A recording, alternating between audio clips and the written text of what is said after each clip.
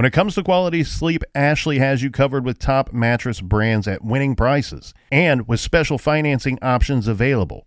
You can snooze now and pay later. Plus, your mattress purchase helps give the gift of better sleep to children in need and U.S. Special Operations Forces. Visit your local Ashley store or shop online today and make every snooze count. Financing is subject to credit approval. See store or ashley.com for details. Dreaming of overseas adventures or connecting more deeply with family from afar? Rosetta Stone bridges the language gap. I've tried others, but Rosetta Stone's immersive lessons and voice feedback technology are game changers. Dive into 25 languages by learning intuitively, just like when you were a kid.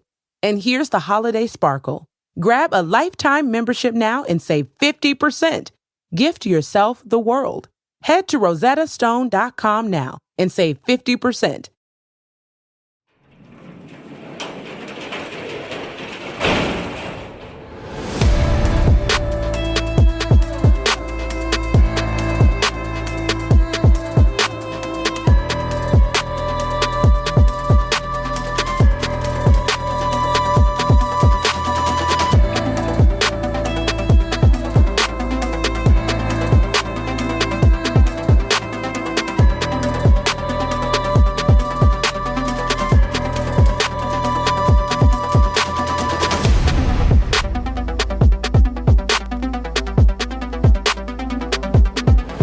Welcome to True Crime Garage. Wherever you are, whatever you are doing, thanks for listening. I'm your host, Nick, and with me, as always, is a man who comes equipped with a kinder, gentler machine gun hand. Here is the captain. Yeah, keep rocking in the free world. It's good to be seen, and it's good to see you.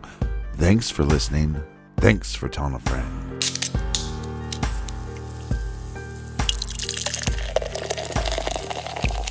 This week we are drinking HopArt India Pale Ale by the good folks over at Coast Brewing Company. This is a complex year-round I to the P to the A with sweet malt and assertive hop character. ABV 7.7%, garage grade, 4.5 bottle caps out of 5. And let's give some cheers and thanks to people that helped us fill up the fridge this week. First up, a big cheers to Summer, sending Buffalo from Buffalo, New York. Shout out to the Bills Mafia. I was just in Buffalo, New York on Sunday. And a big shout out to Tammy in Hamilton, Ohio. Next up, we have Susan in Bellingham, Washington. And a big We Like Your Jib to Susie in Cedar Rapids, Iowa. And here's a cheers to Raquel in Amarillo, Texas. And last but certainly not least, we have a big shout out to Dan Dingles in Portland, Oregon. Thank you to everyone who went to truecrimegarage.com and donated to the beer fund for this week's beer run. Yeah, the big dingle. BWRUN beer run. We got some great new shirts for the ladies. So check out truecrimegarage.com and click on the store page. And Colonel, that is enough of the business. All right, everybody, gather around, grab a chair, grab a beer. Let's talk some true crime.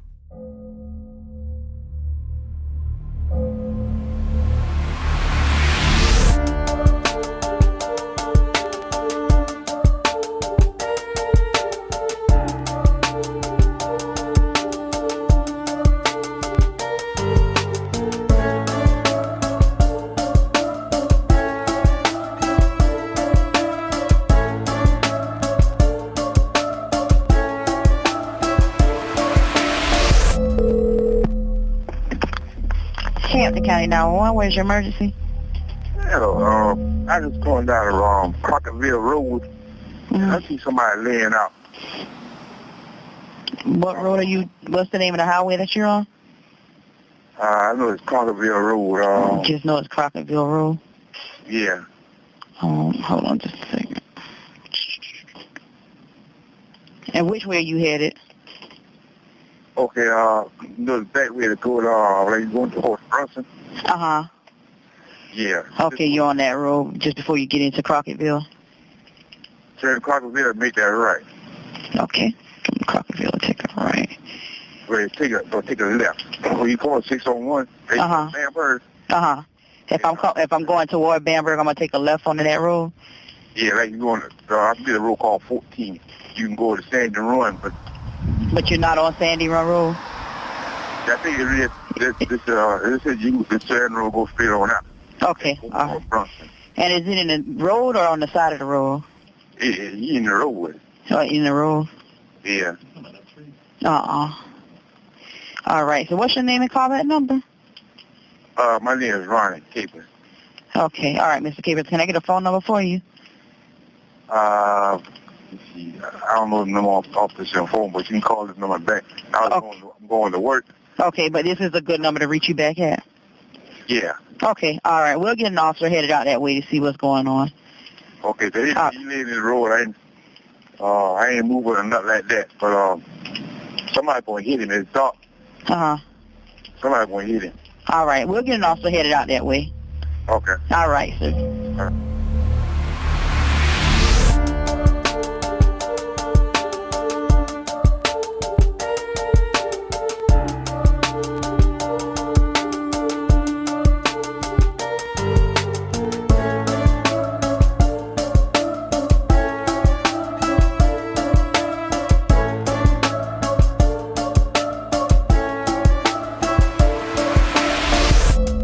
There it is. It's a 911 call. We have a driver out on a country road and he finds a lifeless body lying in the middle of the road. The body is identified to be a one Stephen Smith. Stephen Smith was just 19 years old when his body was found in the middle of a country road in Hampton County, South Carolina. Who is Stephen Smith and what does his death, which was over 6 years ago on July 8th, 2015, what does this death have to do with anything, with the Murdaugh murders case that we're covering?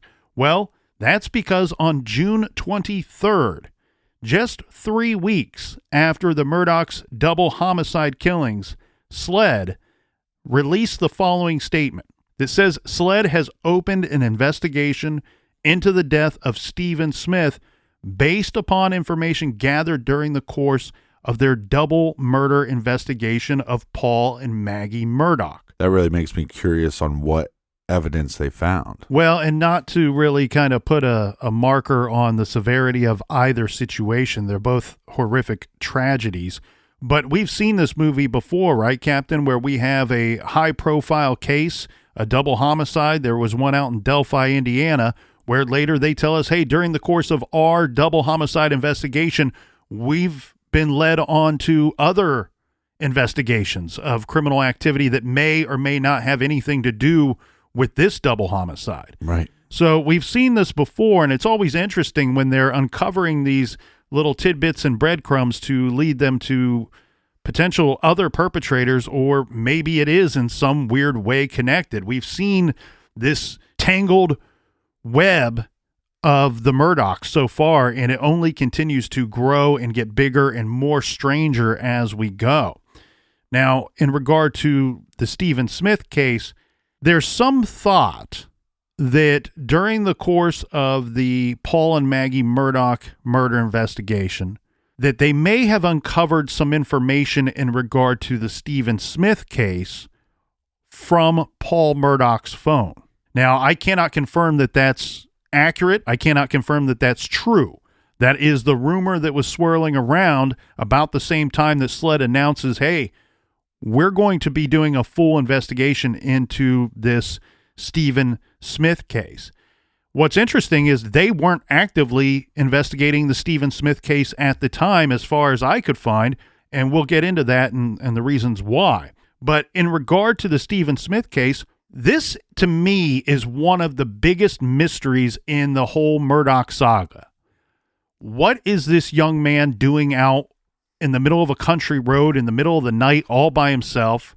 When the driver finds him, he's already expired by this point. He's already dead. And thank God that guy stopped and called into 911, because this is the middle of the night. It's pitch black out there. Anybody could have run the body over. Right, which could tamper with the evidence at the scene. And you know what? I don't know how many clues we have at the scene, but as you said, it could have taken a bad crime scene and made it even worse from an investigation evidentiary standpoint. Well, let me just point this out. Again, the Smith case, we're looking at it going, look, this is maybe an accident, maybe a hit and run. But let's go back to that phone, Paul's phone. You have to remember in the boating accident, the cops knew that Paul's phone was there. They should have collected Paul's phone as evidence, and they never did. And clearly this is rumor and speculation, but obviously something during the course of that Paul and Maggie Murdaugh investigation led them back to 19-year-old Stephen Smith, who was killed over 6 years prior.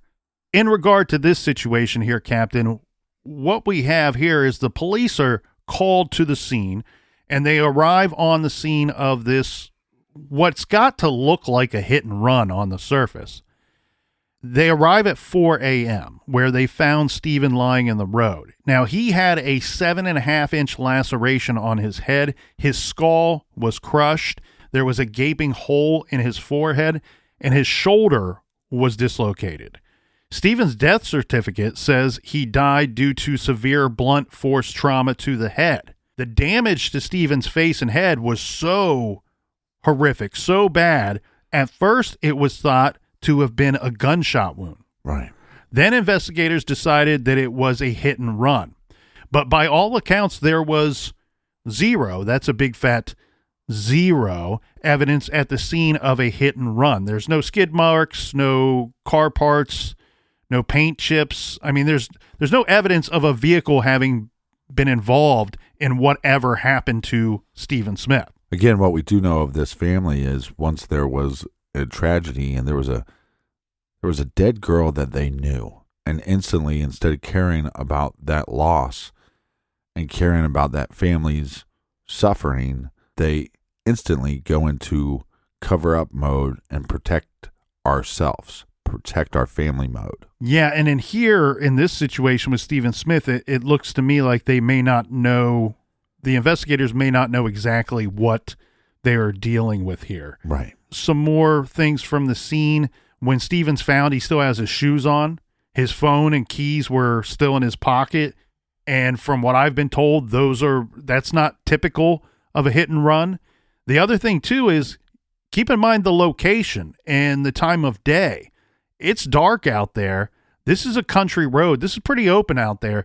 He would have been able to see a vehicle coming from a good distance away. And when investigating this whole saga, really, the first time that you hear about this evidence, to me, it seems more like a drop point than it does an area that somebody would be hit by a car. Well, and it also seems here, Captain, that the local authorities, we have the South Carolina Highway Patrol, they're investigating, they're responding to the scene, but it sounds like there was some squabbles over, was this a more traditional homicide or was it an accident? Right. The thing here is important that if Stephen was a victim or determined to be, is what I think we should say, determined to be a victim of a homicide, then the South Carolina Highway Patrol would not be the investigating agency. Okay, so they would hand that over to SLED.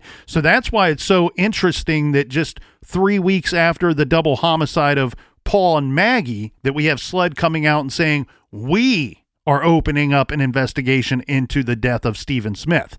It seems like something along the way has changed from hit and run to homicide, or at least that's the thought of law enforcement at the local level. Now, the autopsy at the time did not help to clarify things. Remember, they're still arguing, is this a homicide or some kind of hit and run accident?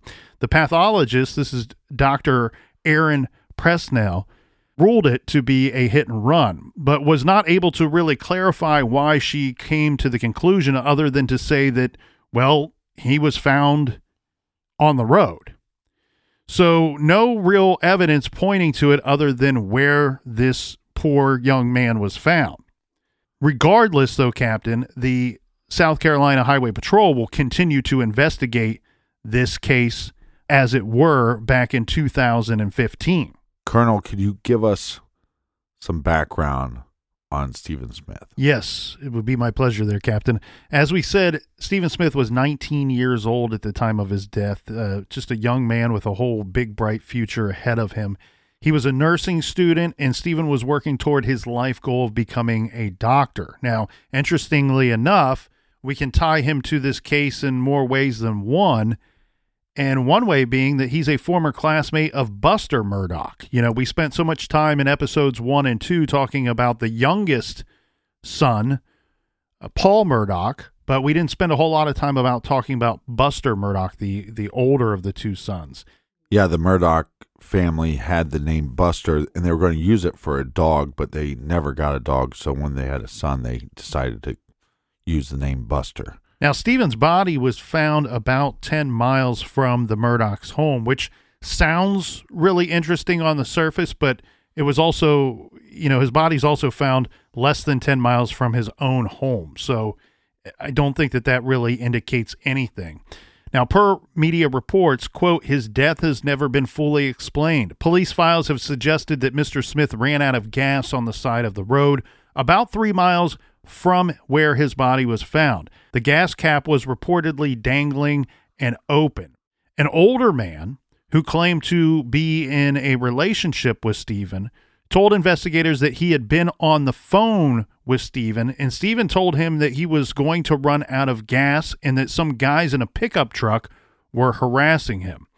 And it has been mentioned before, Captain, that Stephen, his own words, says that he has been picked on from time to time from some of the guys in town. Well, it's a small town, and a lot of times you have small minds, and I would assume him growing up that he probably had some harassment coming from the guys about his sexuality. In January of 2016, the Highway Patrol Sergeant, his name is Todd Proctor, obtained a search warrant for Stephen Smith's phone and phone records. The search warrant affidavit states that the death was under mysterious circumstances, saying, quote, the investigation has led to this individual not being struck by a vehicle and possible foul play, end quote. We don't know what, if anything, was found in those phone records, but here we have the Highway Patrol doing their due diligence to check the victim's phone records. The Highway Patrol continued to investigate this case, even though, again, they do not investigate homicides, and even though this case was believed to be a murder by several troopers looking into it. But they didn't talk to many of the people who were the subject of tips. And this might be where they kind of dropped the ball a little bit here, Captain. From the tips that they're getting, one of those people would have been Buster Murdaugh. That they're hearing tips about Buster Murdaugh and some of his friends, but they're not actually speaking with Buster and these friends. Some attempts were made to speak with these individuals. However, when phone calls went unanswered or emails went unreplied to, it seemed to be that was enough to stop them from inquiring about Buster and his cronies. A lot of this, Captain, is coming from multiple sources, and what's being said is that in the course of conducting interviews in the hit-and-run mysterious death of Stephen Smith, in that case, investigators heard the Murdaugh name come up more than 40 times, is what I was able to find. More than half of the people interviewed had heard the same rumor, that Buster Murdaugh was secretly gay and involved with Stephen Smith, or had been involved with Stephen Smith at some point. Again, remember, they were classmates. I believe the name of their high school that they both attended was Wade High School. ABC 15 News reported that case files indicated 10 of 18 people interviewed by Highway Patrol had mentioned Murdaugh possibly being involved in the death of Stephen, with some indicating Stephen and Buster may have been in a relationship. However, law enforcement was never able to formally tie Buster Murdaugh to the case, nor track down the original source of some of these rumors. Additionally, attempts to reach Buster for questioning went unanswered, records showed. What happened was the Highway Patrol Sergeant Proctor called Buster to talk to him about Stephen Smith, but Buster conveniently never answered his phone. So Proctor emailed him and never got a response, and it appears that once that went down, Captain, Sergeant Proctor ran out of ideas and just kind of gave up on talking with Buster Murdaugh. Well, again, you have to remember this family has a lot of power in this community. And so at least they're trying to investigate this. At least they're trying to ask questions. It's a sticky situation. I wish that it would have been pursued much more hardcore than that. You have a situation where you're simply hearing rumors as the investigator. That's all that this stuff is. You cannot formally tie Buster to the victim here. You also can't get any hardcore evidence to tie the two of them together.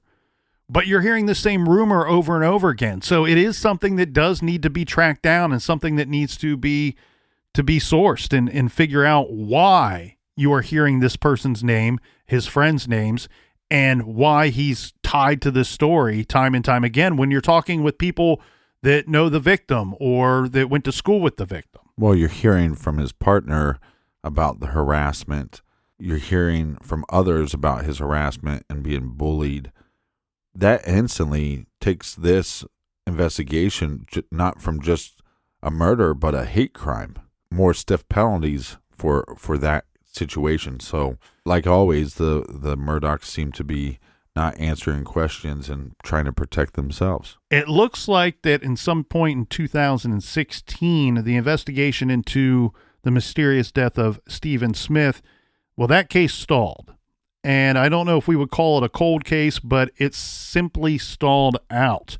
And this would be until Paul Murdaugh was shot dead, when we have SLED announcing that it was taking a new look at the case. Again, this is 6 years later. Well, obviously, since they found something from this double homicide that led them to reopen this case, the whole world is wondering, how is this connected to the Murdaughs? Yeah, everybody's going to want to know answers to that question and many more.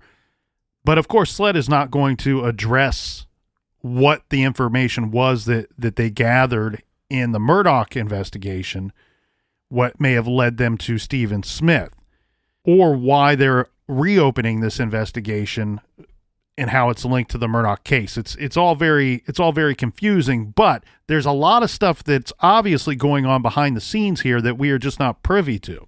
The Stephen Smith case, when SLED announced that they were going to be examining the case, this is when we have Stephen's mother, Sandy Smith. She told Fitz News, quote, "I've been waiting on this day for 2,174 days. Wow. She said that on the night that Stephen died, apparently Stephen ran out of gas.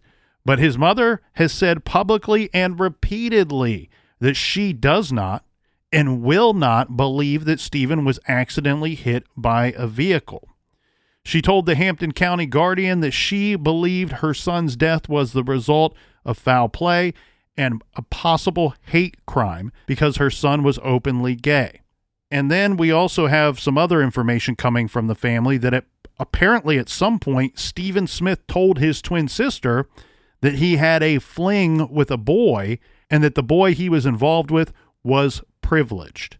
Now, we don't have the sister naming any names, just the fact that her brother told her that he was involved or had a fling with a boy, and it was a privileged boy or a boy from a privileged family. Law enforcement is not opening up their case files for us to take a peek, right? Mm-hmm. So when you hear these rumors time and time again, you're going to go talk to the community. You're going to talk to people that went to school with them. I guarantee you that they have eyewitnesses or at least ear witnesses that also heard these rumors. Just taking a look at what little information has been put out there about the Stephen Smith case and the Stephen Smith crime scene, he's found about 3 miles from where they find his abandoned vehicle. One point that I cannot shake is a fact that his mother has brought up time and time again, that her son would not have been out there walking the street trying to get somewhere, trying to find gas, and then accidentally got hit by this vehicle.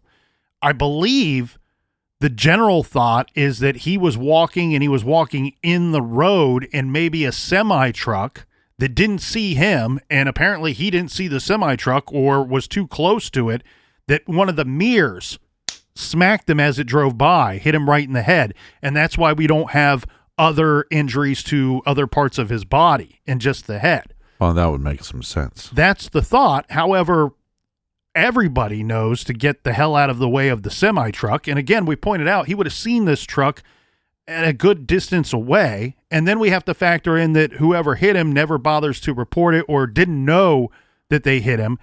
But the thing that she says that I cannot shake and I have to keep circling back to is that Stephen had a cell phone with him that night. She says, I know my son. He wouldn't have been out there walking. He would have called someone. Somebody would have went and picked him up, or somebody would have taken gas to him, or he would have called and got a ride from somebody. I mean, and we know he had some communication with his partner or boyfriend. According to that man, yes. Right. According to that man.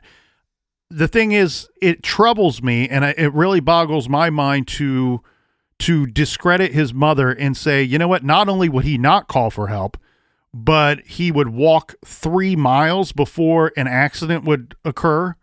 I mean, how long was he going to walk without calling anybody? It doesn't ring true. It doesn't ring true. So what could have happened here is somebody could have been harassing him. He could have run out of gas, just like the man says that, hey, I was on the phone with him, says some guys in a truck are harassing him and he's going to run out of gas.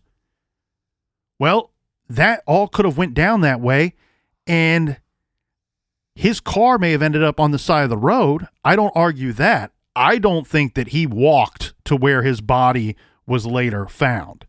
And until somebody can prove to me that that is the case, I just have a hard time believing that.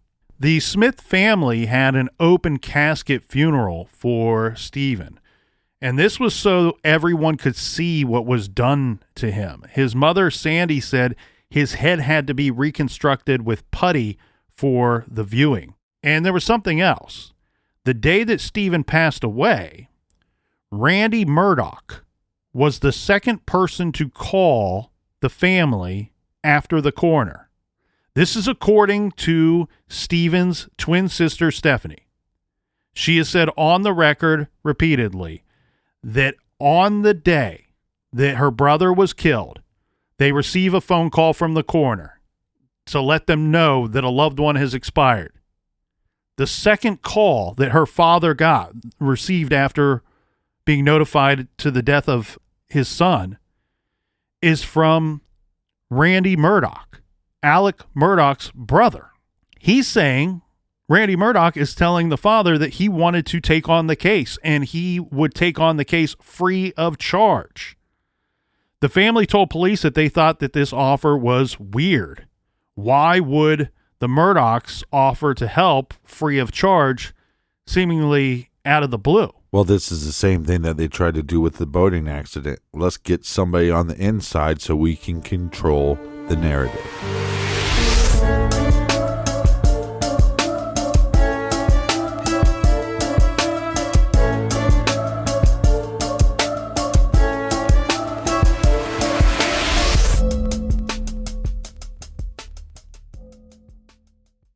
This show is sponsored by BetterHelp. Do you look forward to the holidays? Maybe you struggle with seasonal blues. This time of year can be a lot, and it's natural to feel some sadness or even anxiety about it. But adding something new and positive to your life can counteract some of those feelings. Therapy can be a bright spot, something to look forward to make you feel grounded, and to give you the tools to manage everything going on. If you're thinking of starting therapy, give BetterHelp a try. It's entirely online, designed to be convenient, flexible, and suited to your schedule. Just fill out a brief questionnaire to get matched with a licensed therapist and switch therapists at any time for no additional charge. Find your bright spot this season with BetterHelp. Visit BetterHelp.com/garage today to get 10% off your first month. That's BetterHelp, HELP.com/garage. Rosetta Stone is the language learning program with a lasting impact. I've been using their app to learn French, and it's not just about memorizing words, but actually having real conversations. And it's not just French. They offer 25 languages. Right now, Rosetta Stone has an awesome holiday deal, 50% off their lifetime membership. Every language, unlimited access forever. For anyone keen on diving deep into a new language, check out rosettastone.com. It's a game changer. Angie's List is now Angie, and we've heard a lot of theories about why. I thought it was an eco move. Fewer words, less paper. No, it was so you could say it faster. No, it's to be more iconic. Must be a tech thing. But those aren't quite right. It's because now you can compare upfront prices, book a service instantly, and even get your project handled from start to finish. Sounds easy. It is, and it makes us so much more than just a list. Get started at Angie.com. That's ANGI, or download the app today.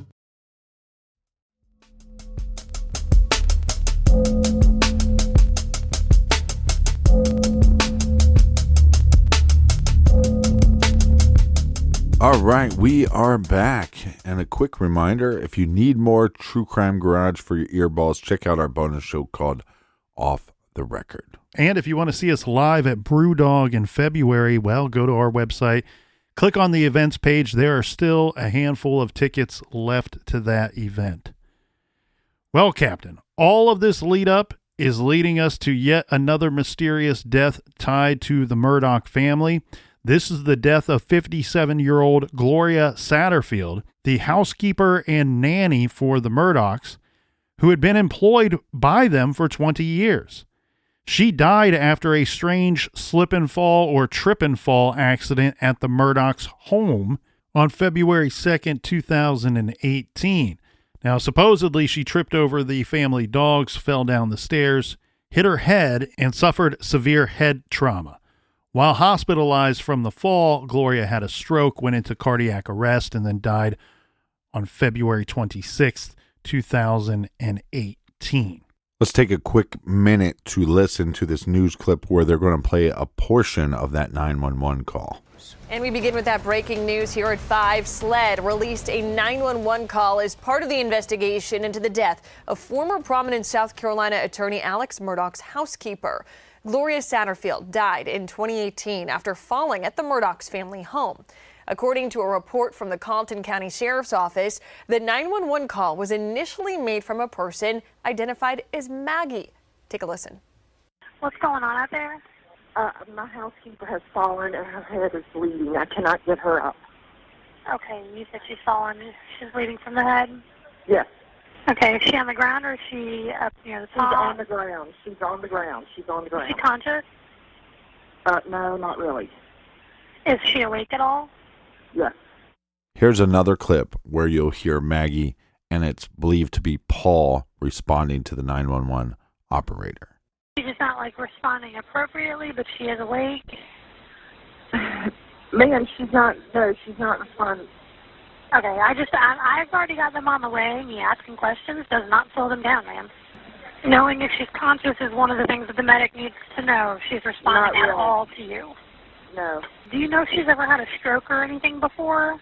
Ma'am, can you stop asking her to questions? I already have them on the way. Me asking questions does not slow them down in any way. These are relevant questions that I have to ask for the ambulance. Not unconscious. She's just mumbling. Okay. I believe she's maybe hit her head and maybe has a concussion or something. Okay. Maybe. Now, obviously, we don't have the whole clip to analyze, but it's pretty telling that both times when a member of the Murdaugh family gets irritated with the 911 operator, that once the operator pushes back and says, look, me asking these questions does not affect what time the ambulance is going to get there. And this is information we need to know. It goes from, ma'am, why do you need to ask that? I'm so annoyed, to answering the question. Not only by the mother, but also by the son. Yeah, and the tricky thing here is when you're looking at these 911 calls and giving a little analysis on them, look, you're right. When you first get the pushback from, ma'am, can you quit asking us all these questions, basically is what, again, it's reported to be Paul Murdaugh who says that on the 911 call. You go with the situation of thinking, well, they don't want the 911 operator asking too many questions because they don't know how to answer them, because whatever situation they're phoning in, they might be telling lies or making it up. But as someone who's been in a situation where I've had to rely on 911 and calling for the help of others, I can kind of side with the Murdaughs here, with Maggie and Paul, in the regard that In the situation I was in, it was me by myself, and the other person was unresponsive. And so I was caught in this catch-22 situation of trying to answer the operator's questions, but also feeling like I need to be tending to the person that I'm calling about. I found myself in a situation where I caught myself getting a little frustrated with the operator because I felt like my time was better served for the person that I was calling about. So, but different circumstances because there's a whole family there. So it's not like he's going, hey, ma'am, stop asking her these questions because she's tending to her. They have multiple people making this phone call. So. Right. Every situation certainly is different and unique. And so I'm just trying to offer a little aside here on why this might be, because they don't come off well. Paul and his mother do not come off well, sounding well in this clip here. And I'm not running to their defense, but I'm just offering up information as to why they may come off as sounding arrogant or frustrated with the operator. I don't know that we should say that the whole family was at the home when this accident took place. That's not my understanding of the situation. So it very well may have just been Maggie and Paul there along with Gloria Satterfield. Regardless, at the end of the day, sadly, Gloria succumbed to her injuries. As said, while in the hospital, 24 days later, she has a stroke and goes into cardiac arrest and then passes away. The aftermath is where things get really complicated for the Murdaughs and for this true crime story that we're trying to tell here today. And that's because in December of 2018, a lawsuit was filed on behalf of the Satterfields' adult sons. This lawsuit is filed against Alec Murdaugh. This was because, as the story goes, according to the Satterfield boys, that at Gloria's funeral, Alec tells the boys that, look, this is my, not necessarily his fault, but something that he's somewhat responsible for because this happened at his home, and that he would take care of them by getting them money. They deserve some money for the death of their mother, and that he would get them money from his personal liability insurance provider. So most of us out there have insurance that will cover us if some horrific accident like this were to take place, or whatever the situation is, takes place at your home, right? That somebody can be compensated, and it doesn't have to be going after the homeowner personally. Well, a lot of people do die from falls, and especially stair falls. And then you would also, the initial story seems plausible anyways, right? She gets caught up with the dogs. She trips and falls. Mm-hmm. So Alec Murdaugh has a policy in place to protect him in the event of anything happening at his home. So he says, hey, I'm going to hook you up with an attorney, and what you're going to have to do is you're going to have to sue me, and then my insurance company will take care of paying everybody. So what he does is he, quote unquote, hooks them up with Corey Fleming. Remember Corey Fleming? He's the lawyer that Alec got to represent Connor Cook in the boating accident case. Right. And Corey Fleming arranged for Chad Westendorf, a banker at Palmetto State Bank, to serve as the personal representative of Gloria's estate. So Chad's job will be to represent her sons and her sons' interest as far as lawsuits, negotiations, and settlements are concerned. Now, per this plan, we have Westendorf and Fleming. They then file a wrongful death suit on behalf of Gloria's estate against Alec Murdaugh.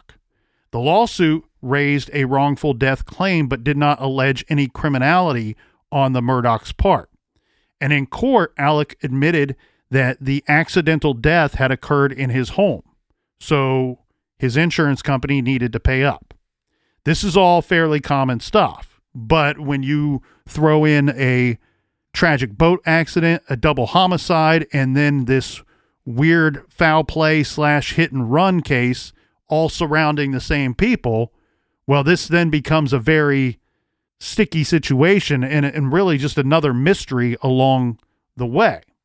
But here we have another situation, Captain, where Alec is getting involved. And look, the boat situation is one whole different mess entirely. But this would be rather unconventional for a person to come forward and arrange for the other party to sue themselves, right? Like, I'm going to have you, Captain, sue me, and I'm going to help you do that by hooking you up with an attorney and telling you what you should do and leading you to suing me. Yeah, it all just comes off as very shady. Correct. Now, anybody on the outside looking in would say the same thing and go, well, this seems very fishy.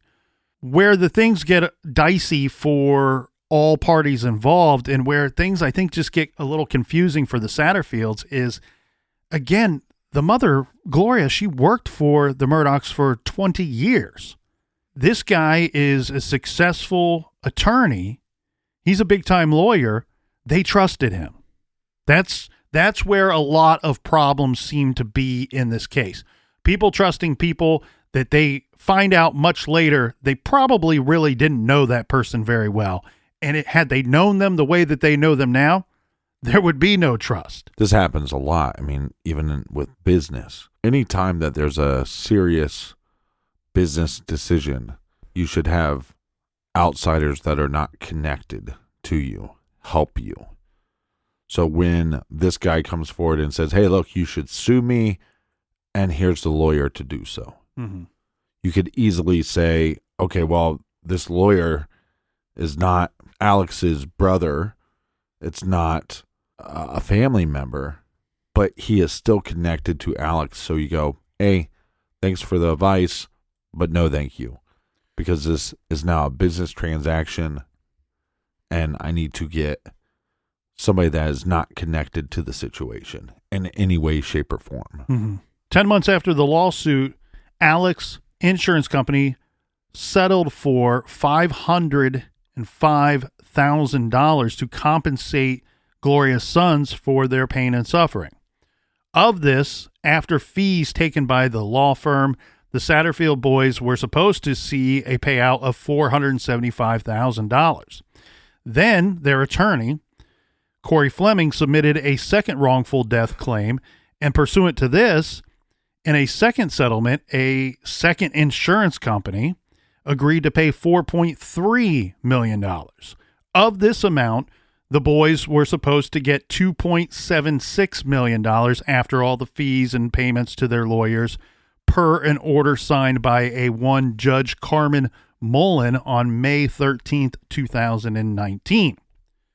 Well, seems like this all worked out in the end per what Alec told the boys that they should get for the loss of their mother. However, Gloria's sons never got any money at all. They didn't see any money. Not only did they not get any money, it sounds like they didn't know about the settlements at all. This until they read about it in the newspaper during the wake of the whole Murdaugh saga in 2021.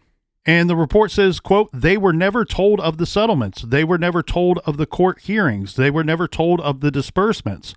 So even though they sign up to sue Alec Murdaugh, their attorney, Corey Fleming, kept them at a good distance to the point where they didn't know about the settlements. They didn't know about court hearings. They didn't know that money was being paid out in those lawsuits. So what the heck's going on here? Well, as our listeners can easily put it together, this whole thing has been engineered by Alec Murdaugh, his buddy Corey Fleming, and then now they bring in another bad guy, Chad Westendorf. Corey Fleming, as we pointed out, was Alec Murdaugh's college roommate and the godfather to his son Paul, a connection not disclosed to the Satterfield sons according to their lawsuit. And Chad Westendorf took on the role as a court-appointed personal representative, a fiduciary for the boys who was supposed to represent their interest in the administration of the lawsuit. Instead, it appears that the three men entered into a scheme to keep the money. Legal fees of $1.4 million were collected by Fleming's firm, in which he was named partner. All right? You went out and you drummed up some good business for us. Guess what? We're going to make you a partner. And what Westendorf got, we don't know, but it was almost certainly a good chunk of change, or at least fees racked up by his bank. And Alec Murdaugh pocketed the rest. Yes, you're hearing that right. Alec Murdaugh teamed up with some of his buddies and shafted the poor Satterfield boys at the same time as ripping off these insurance companies and keeping the money for himself and for themselves. I just want everybody to ponder this for a second. You have to understand that their mother died serving this family. It is not until after the double homicide, years later, 3 years later, they learn, oh, by the way, we did win those lawsuits and we were granted a lot of money. Mm-hmm. And that doesn't bring back their mother, but it helps out their family quite a bit. And they didn't find out that they were awarded that money, like I said, about 3 years later. Well, they instantly know that they're cheated, right? When they read that and see that in the newspaper, that we actually won these lawsuits and settled out of court unbeknownst to us. So where the heck is all that money? Well, this is going to lead them to sue basically Alec Murdaugh again, but also now they're going to sue everybody that was involved. Corey Fleming, Chad Westendorf, and the companies that they work for, basically suing any person or entity that made money the wrong way the first time around. And they filed that suit in September of 2021. Again, this is because Alec Murdaugh allegedly diverted more than $3.5 million in death settlement money meant for the Satterfields to an account controlled by him personally. Okay, so the way that this works out, Captain, is Alec directed Corey Fleming, his good old buddy and pal, to pay the death settlement monies intended for the Satterfields to an account called Forge at a P.O. box in Hampton, South Carolina. It's called Forge. Forge. Now, the reason why he did this is there is another company, a legitimate company named Forge Consulting LLC, that often did business with Alec Murdaugh's private firm, PMPED, in structuring these payout settlements.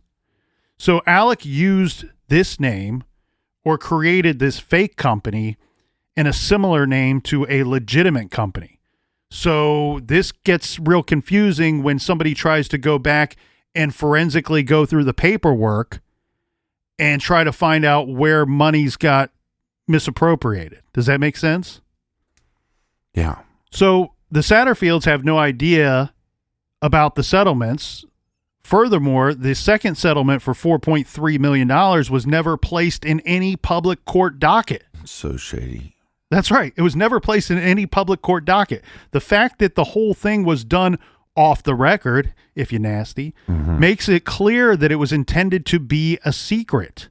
This second claim was never filed in state court, so there is no public record of the settlement.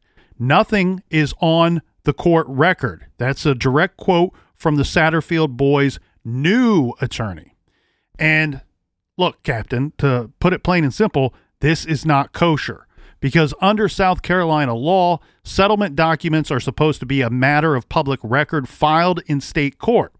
What this means is that this was all done off the books, under the table, on the DL, and was clearly fraudulent. In short, Alec Murdaugh, Corey Fleming, and Westendorf used the Satterfield boys as their pawns to line their own pockets. Well, and even if their plan was, well, let's get this money, not tell them about it. I'm going to take this money, turn it into more money, so then I get a little bit more of the pie, but they still get their money. It's still a sham. Well, good news, Captain, because in October of last year, Corey Fleming and his law firm that he worked for agreed to a settlement with the Satterfields. Corey Fleming and his firm have agreed to pay back all legal fees and expenses and will pay full policy limits to the Satterfield estate. Now, Corey Fleming, he's forever cunning, isn't he? He's not admitting that he did anything wrong. On the contrary, he claims that he, too, is a victim of Alec Murdaugh. But his firm, Corey Fleming's firm that he worked for, in which he was once named partner, they're not buying it, and neither am I. After the settlement was announced, they cut ties with Corey Fleming, and the South Carolina Supreme Court promptly suspended Corey Fleming's license to practice law. This shows you the character of Alex Murdaugh. You have somebody that served your family for all those years, somebody that should be as close as a family member to you, and you straight lie to her sons and say, do this and I'll help get you the money that you should be awarded. You get that money awarded to them from these insurance companies that you probably have been scamming for years, and you don't even tell them about it. I'm assuming the plan was for him to keep the money. Oh, yeah. And it just shows you how big of a scumbag this guy is. And then when you see Paul's actions, when you see Buster's actions, this man with zero character, just a low life scumbag. No wonder they had not a shred of good character in their body. And what's amazing here to me, Captain, is it looks to me that there's a strong possibility that the Satterfields may have never sued Alex Murdaugh to begin with, and that Alex Murdaugh pretty much spearheaded this whole lawsuit to begin with. He sees their tragic loss. These boys, and I keep calling them boys, they're young men. They were very close to their mother, and yet he sees their tragic loss as an opportunity for him to make a few bucks. And it's just, it's absolutely sickening. Now, this other part, there's more to the Satterfields lawsuit. And this part, to me, is extra concerning, Captain. The sons made it clear, the Satterfield boys made it clear that they were never informed what actually happened to their mother. It seems as though people still have questions, unanswered questions, all these years after Gloria's death, as to exactly how she died in the Murdaugh home. Per the New York Times, quote, Angela Topper, the coroner in Hampton County, South Carolina, said the death was never reported to her office and no autopsy was conducted. Now that Alex Murdaugh's entire life is under a cloud of suspicion, the coroner requested a reopening of the Gloria Satterfield's death inquiry. The problem with all this is you can't believe a word that comes from anybody in the Murdaugh family, because for all we know, it was an accident, but you have to change the way the event happens in order for it to be a slam dunk case against the insurance policy, if that makes any sense. Mm-hmm. Yeah, what really happened to Gloria Satterfield remains unclear. On September 15th, spurred by the lawsuit by the Satterfields alleging the fraudulent insurance settlement plot and the letter from the coroner and all the rumors and suspicions surrounding Alex Murdaugh, SLED announced that it was opening a criminal investigation into the death of Gloria Satterfield and also going to investigate the alleged misuse of the insurance proceeds. So for those keeping score, we have one accidental death, one family conned out of insurance money, one tragic boating accident, one attempted cover-up, and a double homicide. Colonel, do we have anything left in this saga? Surprisingly enough, there is more.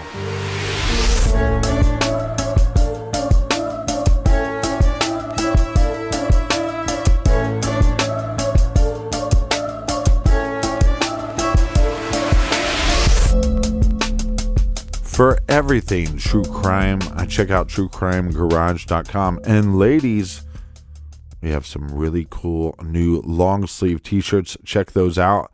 Limited number at truecrimegarage.com. And until tomorrow, be good, be kind, and don't litter.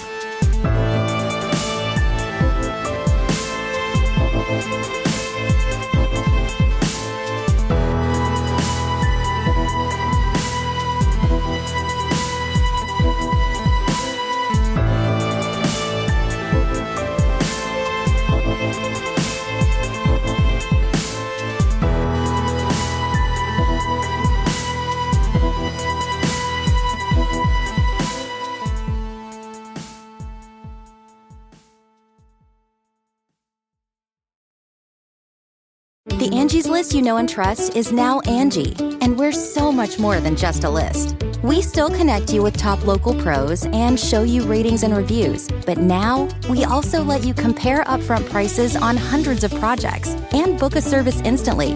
We can even handle the rest of your project from start to finish. So remember, Angie's List is now Angie, and we're here to get your job done right. Get started at Angie.com. That's ANGI, or download the app today.